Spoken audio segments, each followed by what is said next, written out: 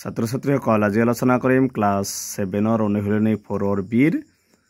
3 number প্ৰশ্নৰ পৰা 3 number প্ৰশ্ন কৈছে ওপৰৰ চিত্ৰত 3ত কৈছে AB আৰু CD ৰেখা দুডালক EF ছেদকে ক্ৰমে P আৰু Q বিন্দুত এনেদৰে ছেদ কৰিছে যাতে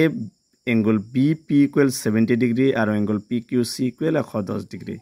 দেখুৱা যে AB সমান্তৰাল CD AB আমাক দেখাব লাগে AB সমান্তৰাল CD চিত্ৰ এইটো চাবা ইয়াত BP মানে দি আছে 70 ডিগ্ৰী আৰু কি দি আছে ইফালে C PQC এটো দি আছে 110 ডিগ্ৰী গতিকে ইয়াৰ পৰা AB ৰেখা দুডাল AB আৰু CD ৰেখা দুডাল সমান্তৰাল বুলি দেখাব লাগে দিয়া আছে কোন BP = 70 ডিগ্ৰী এটা নাম্বাৰ দিবে 1 নম্বৰ ABP টু কিমান দি আছে 70 ডিগ্ৰী দি আছে আৰু কোন PQC APQ কোনটো দি আছে কিমান 110 ডিগ্ৰী ঠিক এনেকৈ এটা কোন লিখিব পাৰিবা যে তেকে কোন PQC প্লাস কোন কি লিখিব পাৰিবা PQC কোন দুটা কোন হৈ আছে এনেকৈ লিখিব PQT তেতিয়া হলে কি এইটো কোনৰ মাপ ওলাই যাব PQT ইকুৱেল কিমান 180 ডিগ্ৰী যেটো ৰৈখিক জোৰ সেটাত লিখি দেব ৰৈখিক জোৰ এটা সবা PQC কোনটো কিমান দি আছে 110 ডিগ্ৰী প্লাস PQD ইকুৱেল কিমান দি আছে 180 ডিগ্ৰী এবাৰ PQD টো ৰাখিবা আৰু সমান শ্ৰেণীৰ ইফালে কিমান আছে 180 ডিগ্ৰী আৰু PQD লগত 110 টো প্লাস হৈছে ফেলে কি হ'ব মাইনাস বা PQD ইকুৱেল 180 পৰা যদি 110 টো মাইনাস কৰো কিমান থাকিব 70 ডিগ্ৰী তো আছে PQD কোণৰ মাপ PQD কোণৰ মাপ আছে 70 ডিগ্ৰী এটো দিবা 2 নম্বৰ সমীকৰণ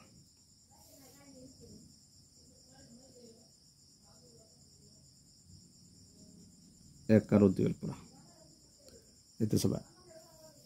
1 নম্বৰটো কোন BP ইকুৱেল দি আছে 70 ডিগ্ৰী আর PQD মানে কি 70 তো লেকে আছে 70 ক্যান্সেল কি লিখিবা এঙ্গল BP ইকুৱেল কি হ'ব এঙ্গল PQD যেটো 70 ডিগ্ৰী কই আছে তো এটা সমান এঙ্গল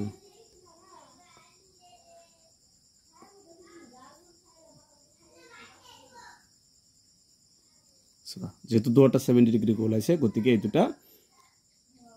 এই দুটা মানে আমি কি লিখিব পাৰিবা যে ABP আৰু PQD সমান গতিকে লিখিব পাৰিবা যে যেহেতু কোন দুটা কি অনুৰূপ কোণ যেহেতু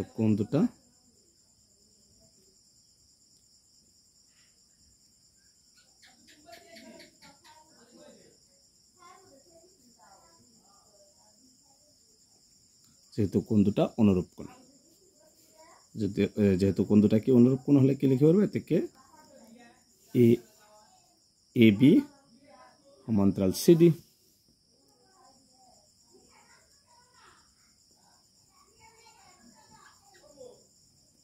গতিকে আমাক প্রমাণ কৰিব দিছিল যে AB সমান্তৰাল CD